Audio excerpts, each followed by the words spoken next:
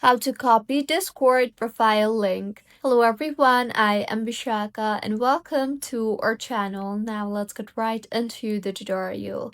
Firstly, go ahead and open the Discord application on your device and make sure you are signed in, and if not, then go ahead and sign yourself in. Now, tap on the U option on the bottom right of your screen and you'll be led to your profile. Here, tap on the Your Friends option and then select the Add Friends option you see there. You will then see the option to copy your link on top of your screen. So simply tap on that, and with this, the link will be copied. You can now go ahead and paste the link anywhere you want.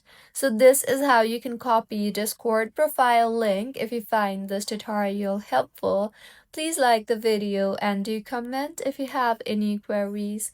Also, do subscribe to our channel for more helpful tutorials like this.